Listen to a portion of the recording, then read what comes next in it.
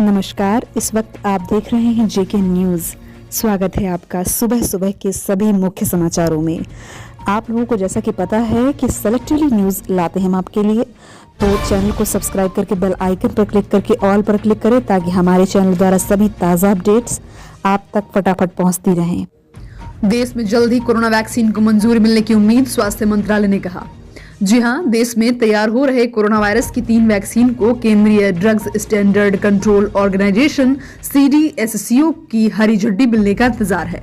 Pfizer, SII और Bharat biotech की कोविड-19 vaccine पर तेजी से विचार किया जा रहा है और उम्मीद की जा रही है कि तीनों ही टीकों या फिर किसी एक को जल्द ही वैक्सीन के लिए लाइसेंस की मंजूरी मिल जाएगी। नीति आयोग के सदस्य स्वास्थ्य डॉक्टर VK पॉल ने नई दिल्ली में मंगलवार शाम को स्वास्थ्य मंत्रालय की प्रेस कॉन्फ्रेंस में इस बात की जानकारी दी। अगले अपडेट में आपको बताएं, हाई वोल्टेज ड्रामे के बाद सामने आए CM केजरीवाल नजरबंदी को लेकर दिया ये बड़ा बयान। जी हां, आपको बता दें कि दिल्ली CM अरविंद केजरीवाल की नजरबंदी की खबरों के बाद दिल्ली में हाई वोल्टेज ड्रामा देखने को मिला। इस दौरान मनीष सिसोदिया और दिल्ली पुलिस के बीच बहस का दौर भी देखने को मिला। वहीं इसके कुछ घंटे बाद CM केजरीवाल कार्यकर्ताओं के सामने आए और उन्हें संबोधित किया। देश की राजधानी दिल्ली के मुख्यमंत्री अरविंद केजरीवाल ने मंगलवार को कहा कि मुझे खुशी है कि भारत बंद कामयाब हुआ। मैंने अंदर बैठकर प्रदर्शन कर रहे किसानों के लिए प्रार्थनाएं भी की। और केजरीवाल ने आगे कहा कि अगर उन्हें रोका नहीं जाता तो वह भी प्रदर्शन कर रहे किसानों के साथ भारत बंद के समर्थन करने के लिए जाते। बता दें कि आम आदमी पार्टी ने मंगलवार सुबह आरोप लगाया था कि सिंधु बॉर्डर पर प्रदर्शन कर रहे किसानों से मिलने के बाद दिल्ली पुलिस ने मुख्यमंत्री केजरीवाल को नजरबंद कर दिया है। हालांकि दिल्ली पुलिस ने इन आरोपों का खंडन कर दिया। अगले अपडेट में आपको बताएं, CM ग्राम परिवहन योजना के तहत अब तक 30,051 लोगों को मिला रोजगार। अगले तीन माह में बढ़ेगा आंकड़ा। जी हां, बड़े खबर, विभाग द्वारा पावर पॉइंट प्रेजेंटेशन के माध्यम से विषयवार प्रस्तुति की गई। मुख्यमंत्री ग्राम परिवहन योजना के तहत 30,051 लोगों को रोजगार दिया गया है तथा अगले 3 माह में 12,500 और लोगों को लाभ दिया जाएगा। खबर है बिहार से। बिहार के परिवहन विभाग मंत्री शीला कुमारी की अध्यक्षता में मंगलवार को विशेष स्तरीय भवन सभागार में विभागीय समीक्षा बैठक की गई। मुख्यमंत्री ग्राम परिवहन योजना, driving training school, simulator scheme, bus stop, RCDL और रोड सेफ्टी से संबंधित विषयों पर विधिवार समीक्षा की गई। अगली खबर बॉलीवुड को लेकर, इंटरनेशनल अवार्ड सेरेमनी में परफॉर्म करेंगी प्रियंका चोपड़ा, पति निक भी होंगे साथ। जी हां दोस्तों, प्रियंका चोपड़ा जोनास इस साल ग्लोबल सिटीजन प्राइज अवार्ड्स में परफॉर्म करने के लिए तैयार हैं, जिसे गायक जॉन लीजेंड होस्ट करेंगे।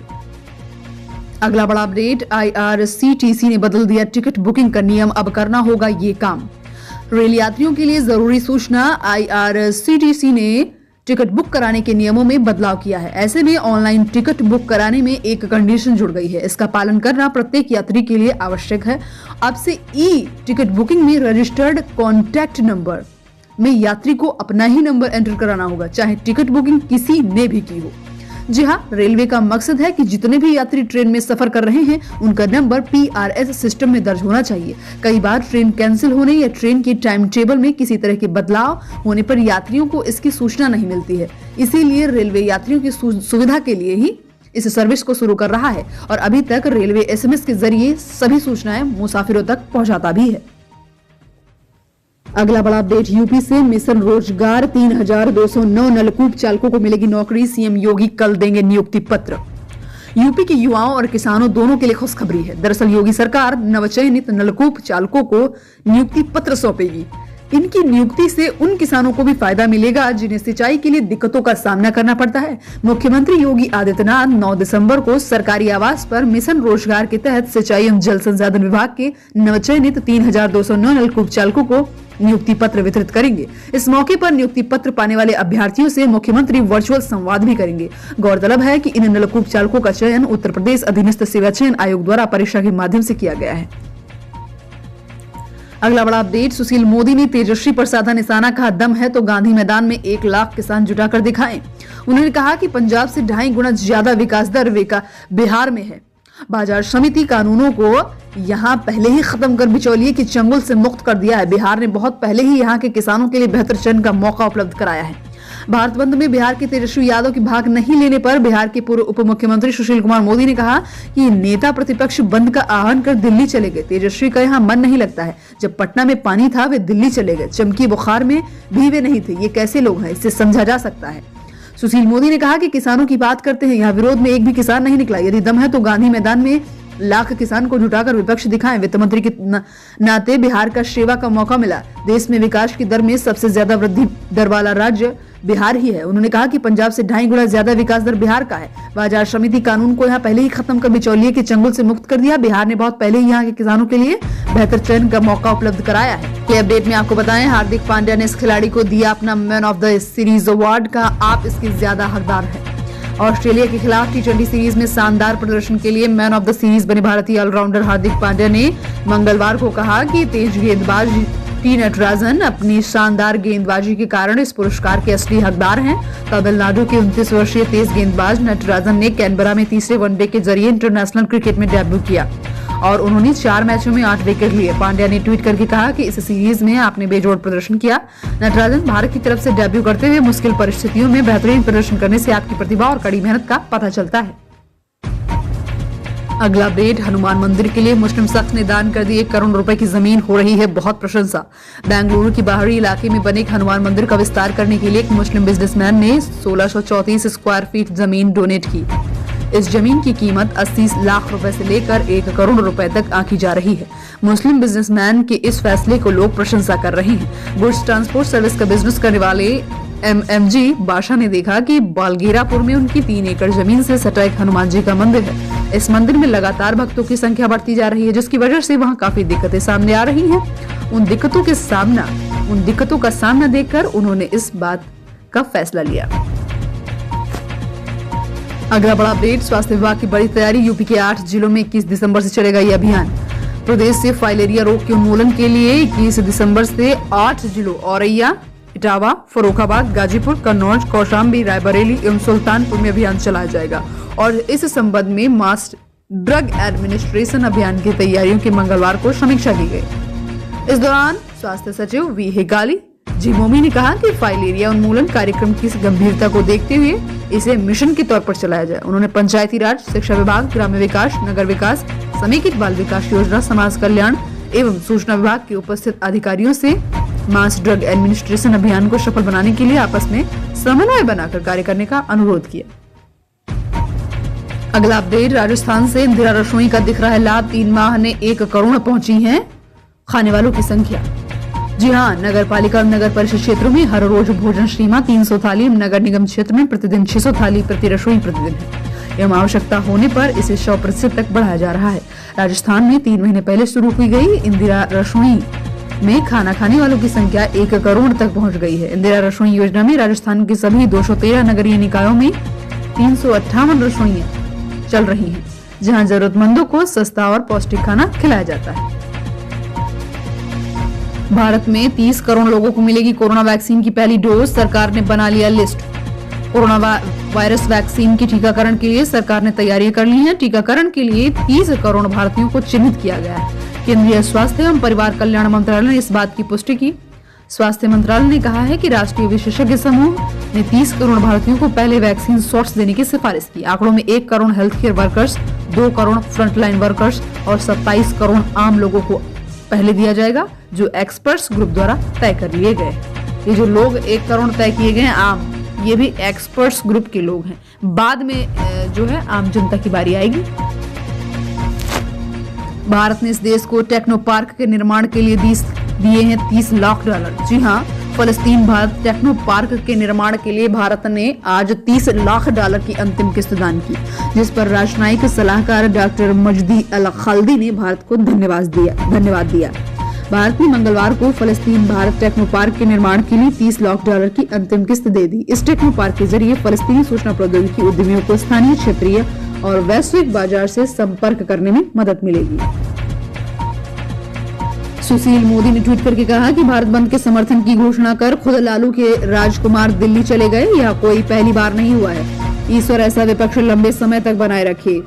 आपको बता दें कि कृषि बिल के विरोध में किसानों द्वारा आहूत भारत बंद का बिहार में व्यापक असर देखने को मिल रहा है। अमूमन सूबे के सभी जिलों में विपक्षी पार्टी के नेताओं और कार्यकर्ताओं ने भारत बंद को सफल बनाने के लिए प्रदर्शन किया। खासकर आरजेडी नेताओं और कार्यकर्ताओं ने किसानों के समर्थन में सरकार के खिलाफ जमकर विरोध प्रदर्शन किया। हालांकि इस पूरे सीन से नेता प्रतिपक्ष तेजस्वी यादव गायब रहे। ऐसे में नवनिर्वाचित राज्यसभा सांसद और बिहार के पूर्व डिप्टी सीएम सुशील मोदी ने नेता प्रतिपक्ष तेजस्वी यादव पर तंज कसा। सुशील मोदी ने ट्वीट करके कहा कि भारत बंद के समर्थन की घोषणा कर खुद लालू की राजकुमार दिल्ली चले गए। यह कोई पहली बार नहीं हुआ है, ईश्वर ऐसा विपक्ष लंबे समय तक बनाए रखे। भारत बंद को लेकर अगला अपडेट, जावड़ेकर ने कहा कि आग भड़काने के लिए किसानों में भ्रम फैला रहे हैं विपक्षी दल। मंगलवार को आयोजित भारत बंद को विपक्षी पार्टियों के समर्थन की भाजपा ने तीखी आलोचना की। भाजपा का कहना है कि जनता के बीच प्रधानमंत्री नरेंद्र मोदी की लोकप्रियता का विपक्षी दल मुकाबला नहीं कर पाए, इसीलिए आग भड़काने के लिए विभिन्न मुद्दों पर भ्रम फैला रहे हैं।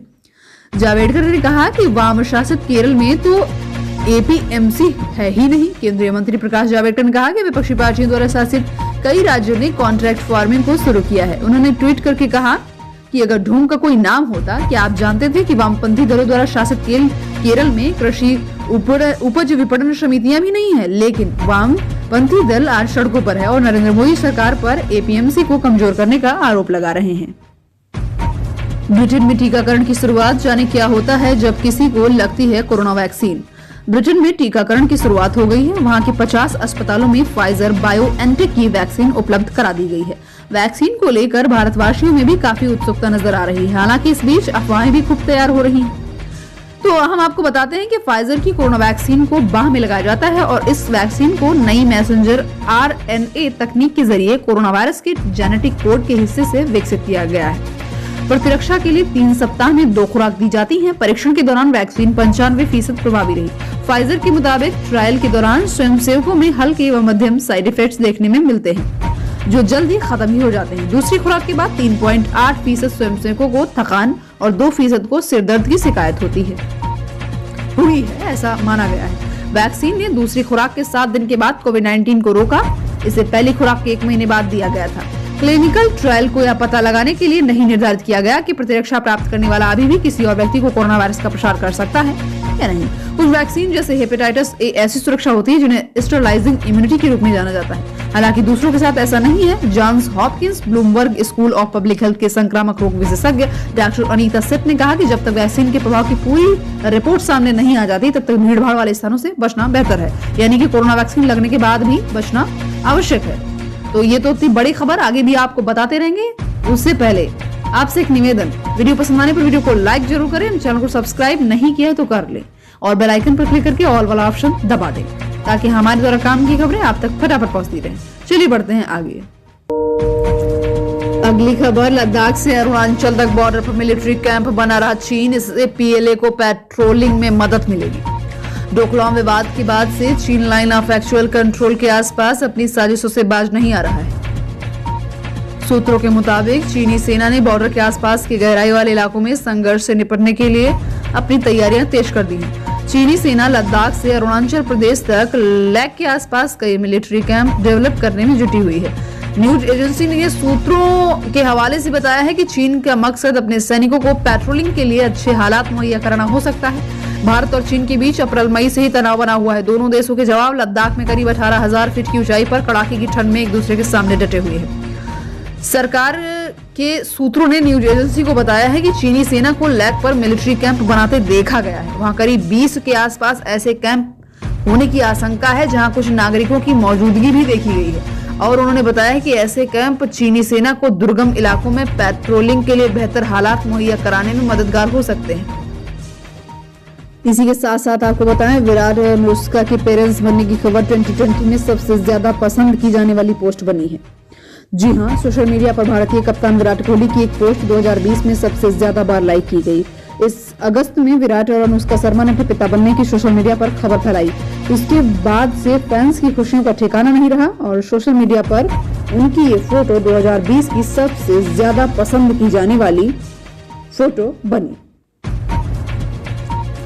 अगला अपडेट, राजस्थान की 1833 सीटों पर बीजेपी का कब्जा, 1713 पर कांग्रेस की जीत। राजस्थान में हुई पंचायत समिति और जिला परिषद चुनाव के परिणाम बीजेपी के पक्ष में रहे। राज्य चुनाव आयोग के मुताबिक बीजेपी ने 1833 सीटों पर जीत हासिल की, तो वहीं सत्ताधारी दल कांग्रेस ने 1713 सीटों पर कब्जा जमाया।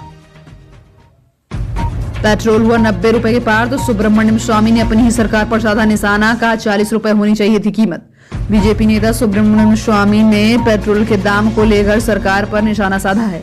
उन्होंने कहा है कि पेट्रोल के दाम 90 रुपए प्रति लीटर पहुंचना भारत सरकार की ओर से देशवासियों का आश्चर्यजनक शोषण है। देश में पेट्रोल और डीजल के दाम एक बार फिर आसमान छूने लग गए हैं। कई शहरों में पेट्रोल 90 रुपए प्रति लीटर के हिसाब से बिक रहा है।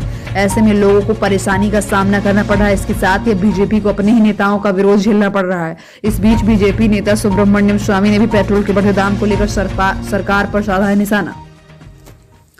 एफएम निर्मला सीतारमण का ऐलान, कोरोना संकट के बीच प्रोत्साहन खर्च में नहीं करेंगे कटौती, अर्थव्यवस्था को संभालने में मिलेगी मदद। वित्त मंत्री निर्मला सीतारमण ने कहा है कि कोरोना संकट के बाद बने मौजूदा हालात में खर्च बढ़ाने की जरूरत है, इसलिए सरकार राहत पैकेज में किसी तरह की कटौती की योजना नहीं बना रही। साथ ही कहा है कि फिस्कल डेफिसिट को लेकर परेशान होने की भी जरूरत बिल्कुल भी नहीं है। अगले अपडेट में आपको बताएं, आरबीआई ने इस बैंक का लाइसेंस किया रद्द। जाने बैंक के डिपॉजिटर्स का क्या होगा, जो डिपॉजिटर्स हैं उनका क्या होगा, कितना पैसा वापस मिलेगा। रिजर्व बैंक ऑफ इंडिया ने महाराष्ट्र के कराड जनता सहकारी बैंक का लाइसेंस रद्द कर दिया। केंद्रीय बैंक में पर्याप्त पूंजी नहीं होने और बैंक की आमदनी से जुड़ी भविष्य की संभावनाओं को ध्यान में रखते हुए यह फैसला लिया है। आरबीआई ने नवंबर 2017 में भी बैंक पर कुछ पाबंदियां लगा दिया था। आइए आपको बताते हैं कौन सी बैंक है। रिजर्व बैंक ऑफ इंडिया ने महाराष्ट्र के कराड में संकटग्रस्त कराड जनता सहकारी बैंक का लाइसेंस रद्द कर दिया। केंद्रीय बैंक ने पर्याप्त पूंजी नहीं होने और बैंक की आमदनी से जुड़ी भविष्य की कमजोर संभावनाओं को देखते हुए यह फैसला लिया। बता दें कि इससे पहले नवंबर 2017 से ही कराड जनता सहकारी बैंक पर रिजर्व बैंक ने कुछ पाबंदियां लगाई हुई थी। आरबीआई ने कहा है कि लाइसेंस रद्द होने के बाद अब बैंक पूरी तरह से बंद हो जाएगा। तो वहीं आपको बता दें कि कराड बैंक बैंकिंग रेगुलेशन 1949 के सेक्शन 56 के पैमानों पर खरा नहीं उतरा, तो इसलिए बंद किया गया है। और अब बैंक को चालू रखना जमाकर्ताओं के हित में नहीं है। मौजूदा स्थिति में बैंक अपने डिपॉजिटर्स को पूरा पैसा नहीं दे पाएगा, इसी वजह से उसका लाइसेंस रद्द कर दिया गया। साथ ही केंद्रीय बैंक ने साफ कर दिया है कि लाइसेंस रद्द होने के बाद भी 99% जमाकर्ताओं को उनकी पूरी पूंजी वापस दी जाए। सो ये थे आज के मुख्य समाचार, ताजा समाचार। आशा करते हैं आपको वीडियो पसंद आया होगा। So do like, share, comment and also don't forget to press the bell icon and drop your suggestion in the comment box. Thanks for watching. Jai Hind, Jai Bharat, Vande Mataram. Take care. Goodbye.